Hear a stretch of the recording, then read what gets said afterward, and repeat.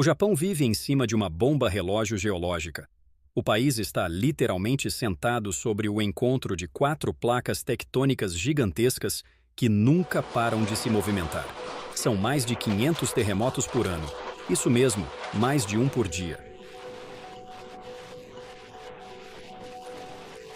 Quando essas placas se chocam no fundo do oceano, o chão do mar pode subir ou descer em questão de segundos.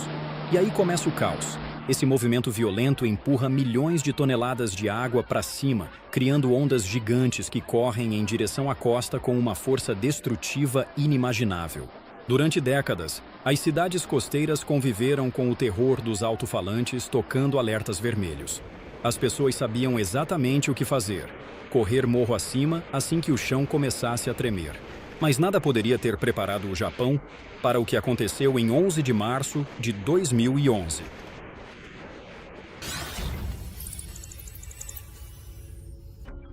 Magnitude 9.0. O terremoto rompeu mais de 480 quilômetros de uma placa tectônica debaixo do Pacífico.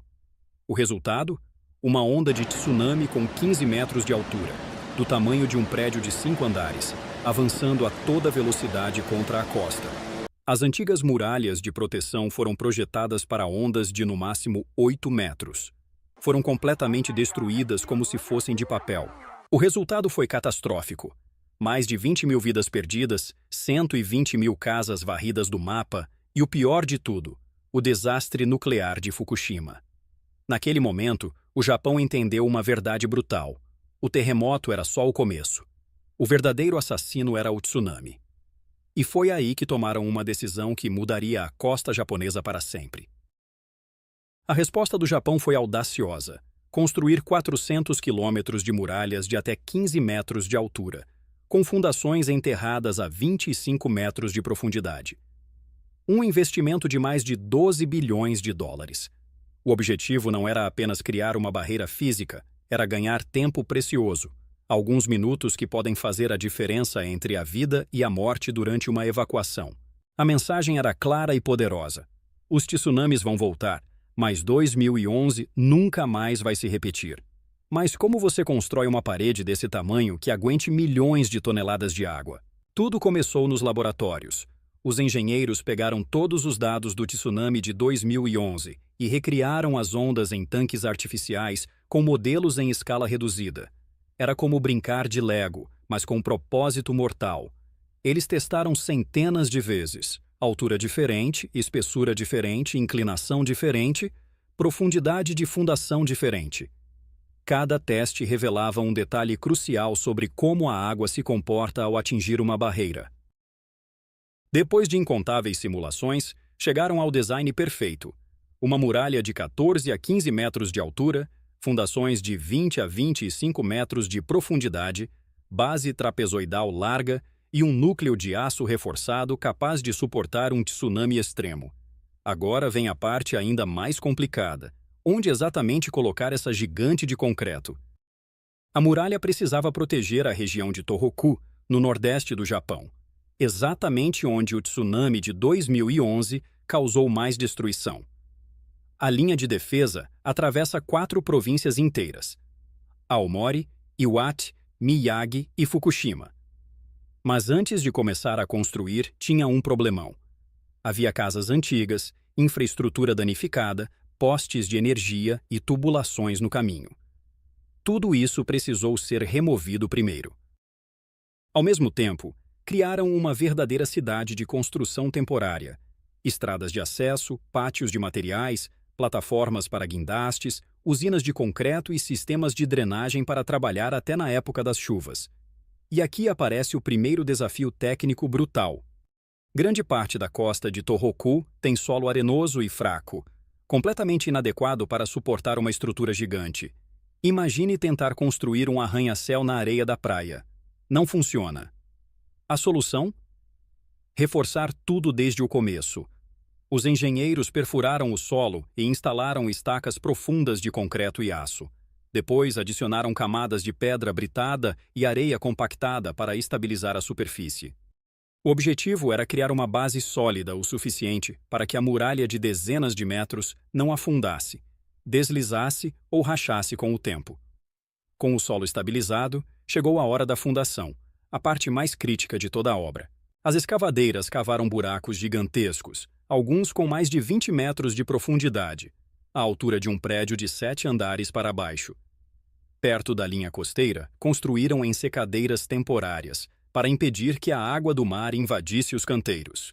Primeiro despejaram uma camada base de concreto, depois montaram gaiolas densas de aço reforçado. Por fim, colocaram blocos enormes de fundação que formaram um pé extremamente pesado e largo. Esse pé gigante é o que impede a muralha de ser empurrada, quando milhões de toneladas de água batem contra ela. Agora começa a parte visível: erguer a muralha propriamente dita.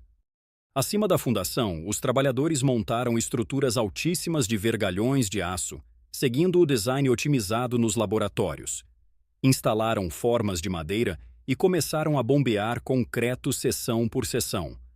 Cada bloco tinha várias dezenas de metros de comprimento.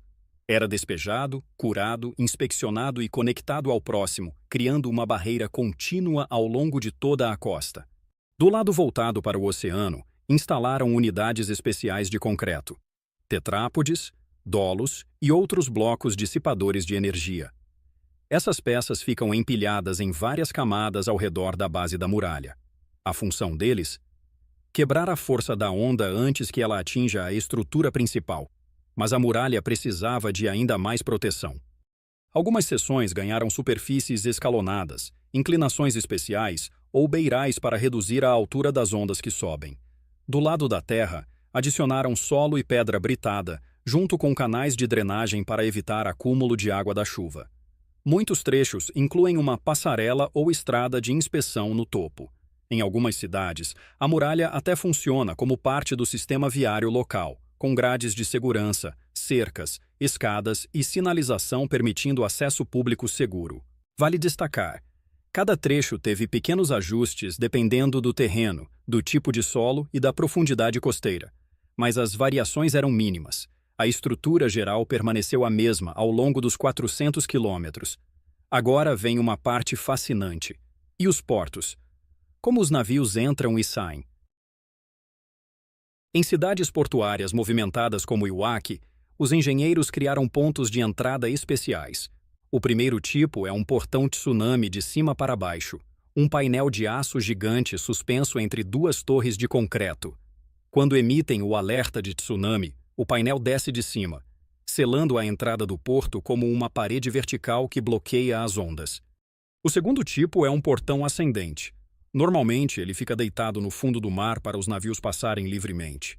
Quando o tsunami se aproxima, um sistema hidráulico levanta o portão de baixo para cima, travando-o nas paredes laterais. Esse design é perfeito para áreas sem espaço para torres aéreas e permite tráfego marítimo 24 horas por dia sem obstrução. E depois de anos de trabalho brutal, o resultado final é impressionante. Após a conclusão, a muralha de 400 quilômetros ao longo da costa de Tohoku se tornou o maior sistema contínuo de defesa costeira já construído no Japão. Os números são de outro planeta. Custo: mais de 12 bilhões de dólares. Mão de obra: mais de 30 mil engenheiros, operários e especialistas geotécnicos. Equipamentos: milhares de máquinas pesadas operando sem parar por 5 a 7 anos. Centenas de seções construídas simultaneamente. As simulações mostraram que o novo sistema pode reduzir as forças de impacto do tsunami em 30 a 50% e proporcionar alguns minutos extras de vida para a evacuação, o suficiente para salvar dezenas de milhares de pessoas em um tsunami de nível 1. Mas será que isso é realmente suficiente? Estradas costeiras, portos pesqueiros e áreas residenciais que foram completamente destruídas agora têm proteção muito melhor, reduzindo drasticamente o risco de danos catastróficos quando grandes ondas atacam. Embora não possa parar todos os tipos de tsunami, essa barreira de 400 quilômetros é considerada a linha final de defesa do Japão, dando ao país mais confiança contra uma das ameaças naturais mais devastadoras da Terra. Você acabou de explorar como o Japão constrói algumas de suas megaestruturas mais impressionantes, voltadas para o oceano. Esse projeto mostra não apenas a engenharia avançada japonesa, mas também a resiliência de uma nação que sempre se levanta após o desastre. Agora eu quero saber de você. Você acha que uma muralha de 15 metros de altura é suficiente para parar um tsunami gigante? Ou seria melhor investir em sistemas de evacuação mais rápidos? E se você pudesse escolher, moraria numa cidade protegida por essa muralha? Ou preferiria viver longe da costa? Deixa aqui embaixo nos comentários o que você pensa. Se você curtiu descobrir esses projetos insanos, deixa o like e se inscreve no canal, porque temos muito mais megaestruturas alucinantes para explorar. Até o próximo vídeo.